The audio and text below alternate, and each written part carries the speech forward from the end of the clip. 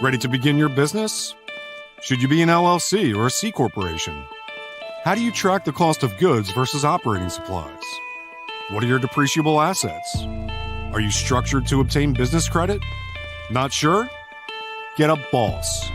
An individual business operations success suite from Elite 8 Tax and Financial Services will position your business for success and avoid the pitfalls of startups. From registering with your state, operating agreements, bookkeeping, tax filings, and more, Elite 8 Tax and Financial Services can be your growth partner at every level of your business. Schedule your needs assessment today at www.elite8financial.com/boss or by phone at 469-412-0056.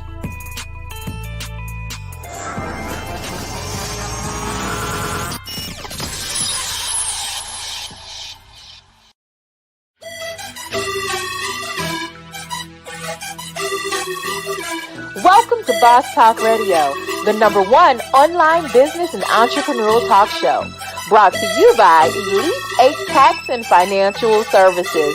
Here's your host, the Texas tax expert, George Dandridge.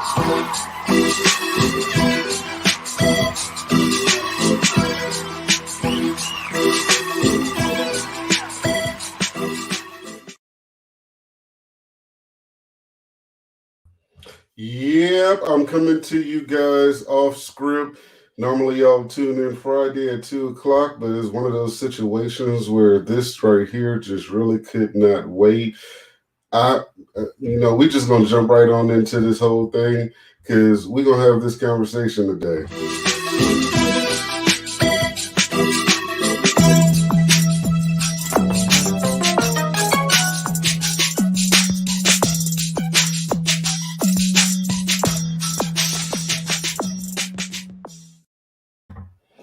So it is what it is. We're going to talk about this thing. Social media, first of all, internet in and of itself is a very, very powerful thing. Very powerful. And social media is like absolutely, captivating for a lot of people. People have changed fortunes on social media, but I have to address this thing right here. You guys are going to have to start to really stay in your lane, number one. Number two, you're going to have to validate information. I get so tired of seeing this misinformation out here. And the only thing that's worse than the misinformation, this is what you guys are doing, right? You're trying to look smart. So you read something, it sounded good. You copied it, pasted it, and then posted it as if it was your own, so you can try to look intelligent, and you look even more ridiculous than the person that originally posted it. So we have to start to validate this information, because the same access that you had to get onto social media, you have the same access to go and look up the information that you're posting and validating it. And so the one that we're going to talk about today, I keep seeing this bad information about the proper use of an LLC, or when to have an LLC, and et cetera. And, it was one thing before the internet when, you're halfway smart. Uncle came, talking to everybody, talking about, form me an LLC. So if somebody sue you, they can't take everything you got. We're going to dispel all of these myths today about the LLC and being in business. And what's really sad about it is that some of it actually comes from people in my industry, and that's painful. That's really, really painful, because I've seen somebody tell folks just last week and this week, well, everybody doesn't need an LLC. You shouldn't go out and get an LLC until your business is making money and blah, blah, blah, blah. That's just stupid talk. Now, I will be the first one to say, if you have no intentions of being in business, then no, You don't need an LLC. If you think you about to get a Trump tax deal out of forming an LLC, and you're in a state like California that has a minimum $800 annual franchise tax, then no, that's not what you want to do, because you already have a built-in cost of business. So if you're setting up to take a loss, you might want to farm that in a more friendly state like Texas or Nevada or somewhere like that, but that's for starters. The next thing is, if you're not setting out to make money, don't do it. Some of you people are thinking that you're like getting into this to just write some stuff off and you're going to save on taxes because of it. And you're putting yourself in a trick bag. Don't do that. If you're going into business, the number one objective is to make money. Understand that you can only go so long without making money before the IRS says, hey, this is not a business, this is a hobby, and invalidate those losses anyway. So we're going to jump out of the 5 minutes of fire and go right into the term of the week.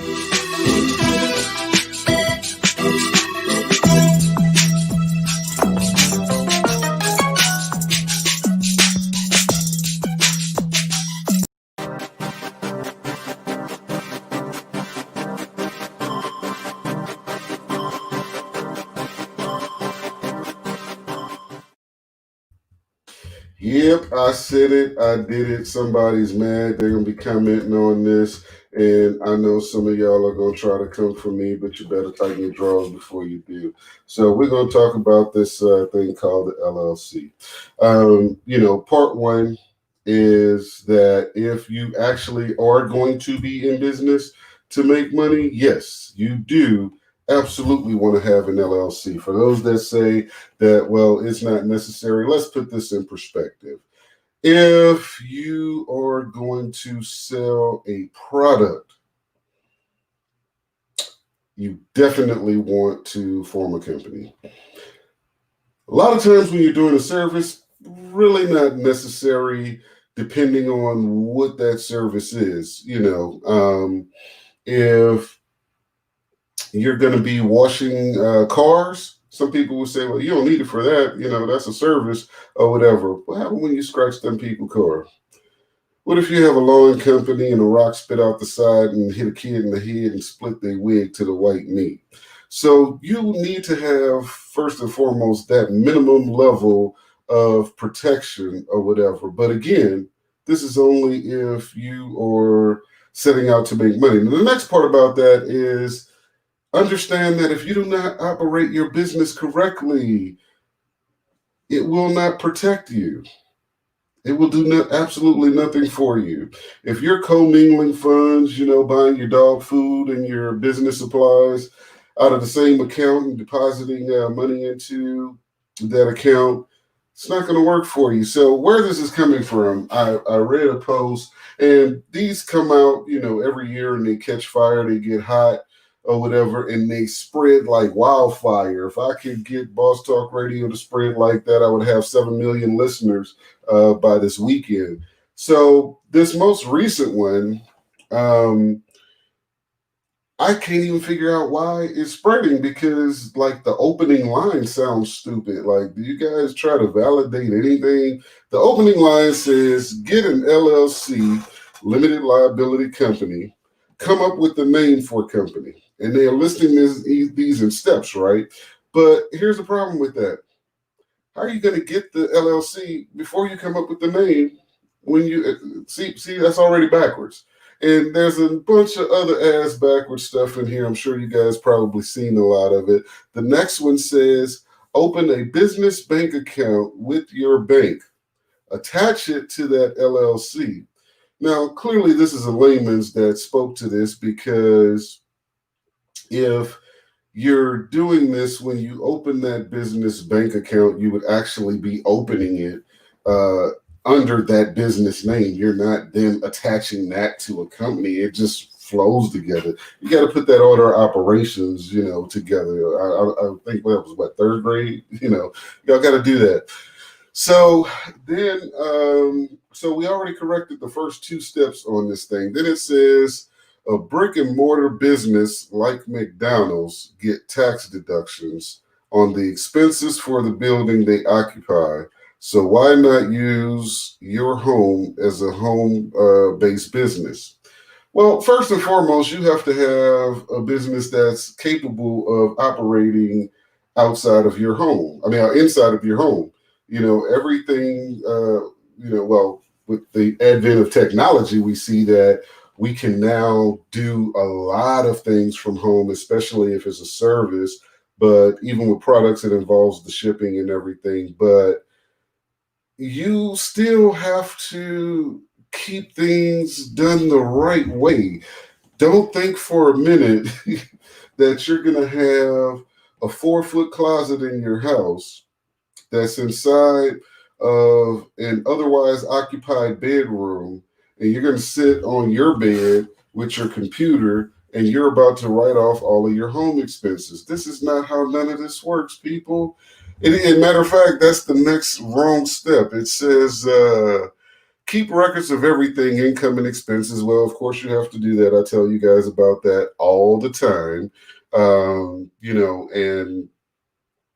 bookkeeping is essential. Some of the things, the funny part is people spend so much time looking for ways to get over that they leave the right way and the legitimate stuff on the table. So it says a portion of your bills you may pay anyway will become tax deductible depending on what size of the room you use as an office.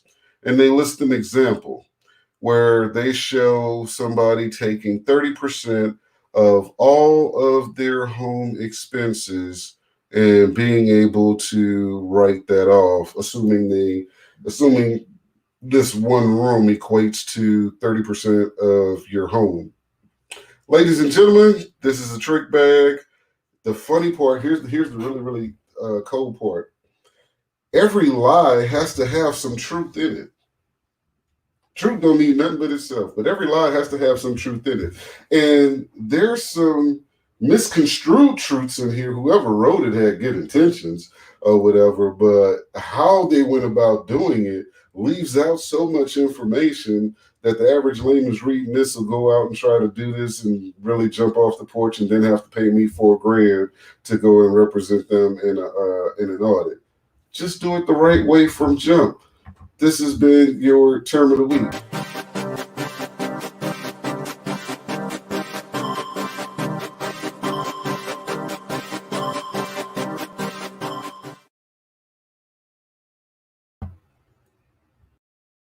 So I had to bring you guys that because there's another one that's out there that circulates every year talking about hiring your children and everything. And look, what I'm not going to do is I'm not about to sit here and give you guys the game on how to properly do that. There is a way to do that.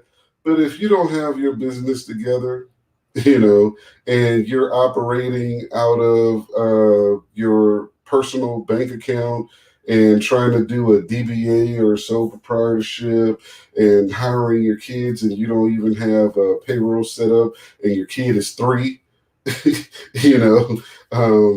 and you're talking about you paid them $12,000 a year. Yeah, no, that's a flag. Just follow on the plague. Not gonna happen. So again, go ahead and go about doing that thing the right way.